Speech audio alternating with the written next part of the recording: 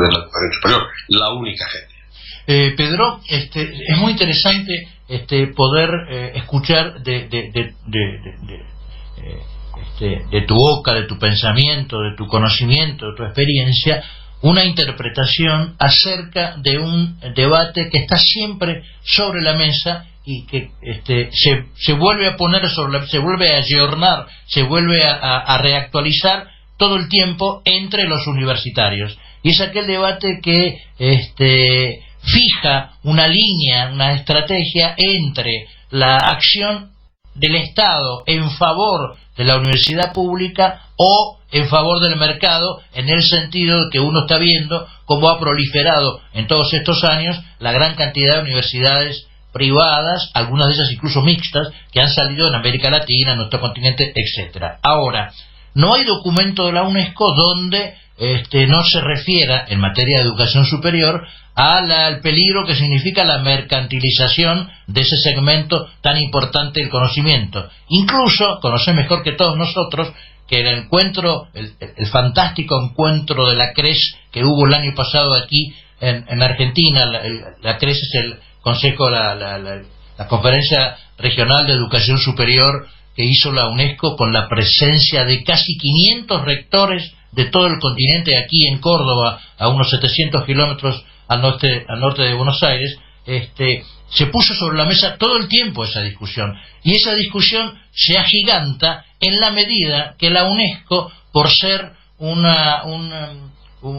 gran manto protector de todo lo que ocurre en el sector, cobija tanto universidades públicas como universidades privadas. Me encantaría tu interpretación de este episodio, de este fenómeno. Bueno, sí, realmente es una cuestión extremadamente controvertida, pero digamos, nosotros tenemos una posición bien clara en este sentido. Y luego, además, yo compartiré con los oyentes, digamos, esta posición, pero además luego me gustaría hacer un poco un ejercicio, como dirían en alemán, de Realpolitik, ¿no? Es decir, un poco de realismo, de cuál es la realidad a la que nos enfrentamos. No, empecemos por los principios fundamentales. A ver, en la Carta de los Derechos Humanos aparece reconocido el derecho a la libertad de elección de centro educativo, ¿no? Y eso no queda restringido exclusivamente al ámbito escolar, sino que por extensión se entiende que cubre todos los sectores de la actividad educativa. Por tanto, digamos, como agencia de Naciones Unidas, nosotros no podemos ir contra ese principio que está instalado, que es un poco el reconocer que, en definitiva, una parte importante de la educación es objeto, por decirlo así, de elecciones que los individuos hacen en un momento determinado de su vida, particularmente cuando tienen descendencia y piensan en el futuro de sus hijos. Por tanto, hay un principio ahí que, digamos, está muy por encima de la Carta de Naturaleza de UNESCO, que es este principio de la libertad de elección. Bueno, este es el principio básico. Dicho esto, la UNESCO entiende que la responsabilidad fundamental de gobernar la educación y de proveerla recae siempre en manos del Estado. Es decir, una cosa es que haya que garantizar el derecho a que se pueda escoger libremente el tipo de educación que uno desee, y otra cosa bien distinta es pensar que, creo que estaba implícita en la pregunta que tú hacías, que el mercado es el mejor regulador. La UNESCO no está ni mucho menos a favor de que el mercado sea el regulador. La UNESCO defiende el papel regulador y proveedor de la educación. ¿Por qué? Porque nosotros partimos del principio que la educación es, entre otras cosas, pero por encima de todo, un bien público, y nadie mejor que el Estado puede regular el contenido de ese servicio. ¿Eso significa que el Estado siempre debe proveerlo? Bueno, pues la realidad muestra que históricamente, y eso ha sucedido en esta región, diría que prácticamente más que en cualquier otra, las insuficiencias del propio Estado han hecho emerger a veces, digamos, opciones que en el fondo se han convertido en pequeños o en grandes negocios. Nosotros estamos decididamente en contra de la mercantilización de la educación. Nosotros desde la UNESCO no entendemos cómo alguien puede plantear el servicio, digamos, de la educación, sea en este caso la educación superior, que consideramos un bien público, con un objetivo de mercantilización. Eso no lo entendemos. Sin embargo, podemos entender perfectamente que determinadas entidades privadas, organizaciones, instituciones, confesionales, no confesionales, como contribución a lo que sería el desarrollo social, como mecanismo para contribuir, ¿por qué no?, al desarrollo de la comunidad, pues lancen sus iniciativas. Lo que no podemos entender, y desde luego no apoyamos desde la UNESCO, es que eso se convierta en una mercantilización. En resumen, 2 puntos muy claves.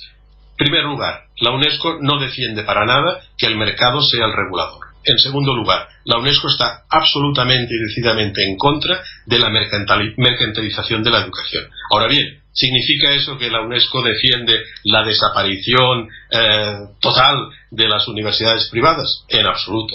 Nosotros decimos que las universidades privadas y las públicas, en un ejercicio de política real, digamos, ahí están. Y lo que tiene que hacer el Estado es garantizar que efectivamente esas entidades que tienen un origen, una titularidad privada, sirven efectivamente a los intereses de la comunidad. Esa es una labor en la que el Estado no puede cejar. Esa es la perspectiva, en resumen, de UNESCO.